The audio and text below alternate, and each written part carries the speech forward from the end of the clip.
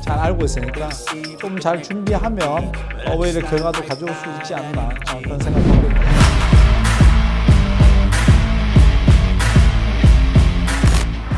Tak pernah kalah di kandang, Sintayong siap beri perlawanan Argentina.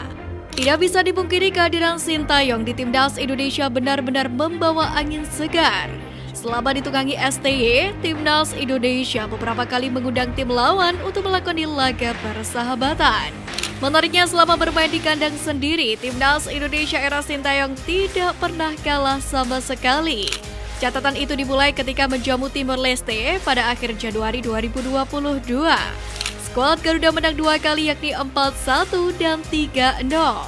Kemudian Timnas Indonesia kembali mengundang negara luar untuk berlaga di FIFA Matchday, di mana pada Juni 2022 giliran Bangladesh yang jadi lawan Timnas Indonesia.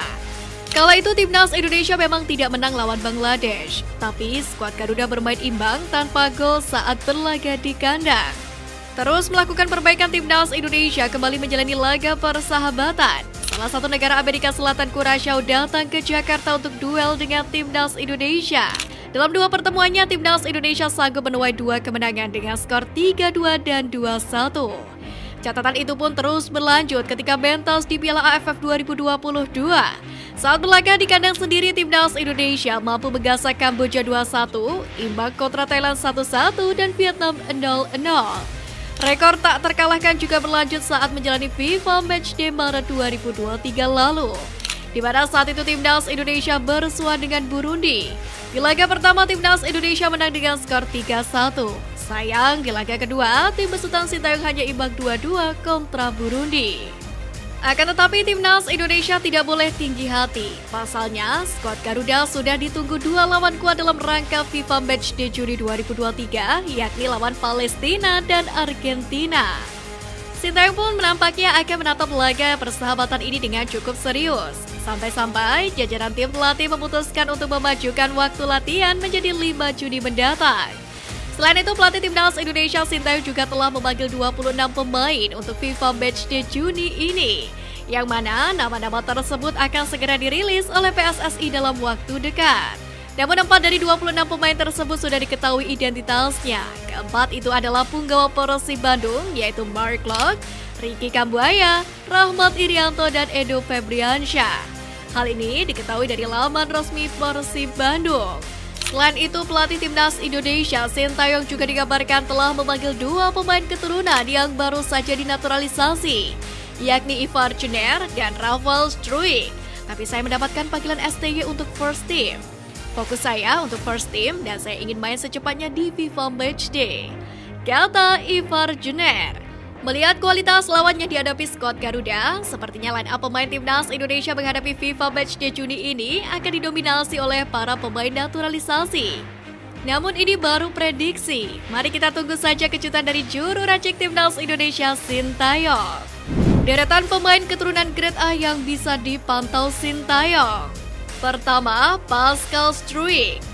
Menjadi salah satu pemain berdarah Indonesia yang berkarir di Premier League, Pascal masih bertahan dengan kerasnya kompetisi kasta tertinggi sepak bola negeri Ratu Elizabeth itu. Bersama dengan Leeds United, Pascal masih bertahan hingga musim 2022-2023 meskipun tim ini terancam terdegradasi ke kasta kedua kompetisi Liga Inggris. Terlepas dari masa depan timnya yang buruk, Pascal merupakan pemain berkualitas dan bahkan level yang dimiliki lebih dari grade A. Sosoknya pun pantas untuk membela Timnas Indonesia. Apalagi Pascal diketahui memiliki nenek dari ayahnya yang merupakan orang asli dari Indonesia. Kedua, Emil Audero. Kiper keturunan Indonesia yang punya karir cemerlang di Liga Italia sempat digoda masuk dalam program naturalisasi PSSI. Hal itu dilakukan pada 2017 lalu, meskipun memang tawaran PSSI ditolak mentah-mentah. Bahkan sang ayah yang asli Indonesia pun menolak. Namun setelah itu karir Emil di Liga Italia bersama Sampdoria semakin mengalami peningkatan. Patut dicoba untuk kedua kalinya.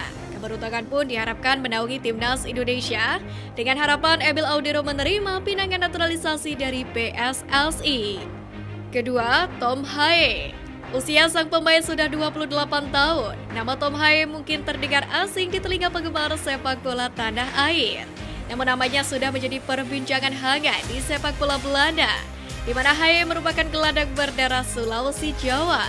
Kini sosoknya masih menjadi andalan dari SC Heerenveen dan di musim lalu sudah tercatat 33 pertandingan dan sukses menorehkan 2 gol serta 3 assist. Indra Syafri diuntungkan aturan Asian Games. Dipimpin Indra Syafri, timnas U22 Indonesia akan mengikuti Asian Games 2022 yang dilaksanakan pada September hingga Oktober mendatang.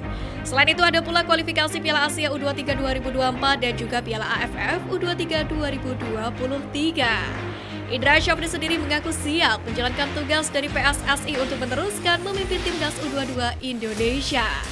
Sementara jelang laga Asian Games 2022 ini, ternyata ada kabar baik buat Indra Syafri, di mana regulasi Asian Games 2022 menyatakan tim yang diturunkan adalah U24. Dalam peraturan Asian Games 2022 tertulis bila pemain yang boleh bermain di ajang ini adalah kelahiran 1 Januari 1999 dan setelahnya. Selain itu masih diperbolehkan pula menambah 3 pemain senior. Dengan adanya regulasi tersebut, Indra Syafri bisa kedatangan 2 pemain yang masih masuk kriteria U24, yakni Sadil dan juga Asnawi Mangkualam. Tentu jika memang regulasi itu sudah final, Indra akan mendapatkan keuntungan. Ia akan lebih leluasa dalam memanfaatkan 3 slot pemain senior, sebab Sadil dan Asnawi masih masuk dalam kategori junior. Sementara itu, terbaru Sadil Ramdhani diketahui absen dalam 2 laga bersama Sabah LC. Sepertinya sang pelatih Ong Kim Sue tidak ingin mengambil resiko dengan memaksakan Sadil dimainkan pada pertandingan melawan Perak karena seperti yang kita tahu, Sadil sedang diterpa cedera. Sementara untuk Asnawi juga tengah diterpa kabar kurang menyenangkan, di mana kapten timnas Indonesia itu mengalami cedera saat bela Jeonnam Dragons di suatu Piala FA Korea Selatan kontra Ulsan Hyundai. Tentunya Asnawi Mangkualam diharapkan tidak mengalami cedera yang parah, sebab sebelum tenaganya dibutuhkan di Asian Games jika dipanggil Indra Syafri. Asnawi tentu diharapkan bisa membela timnas Indonesia dalam gelaran FIFA Matchday melawan Palestina dan Argentina.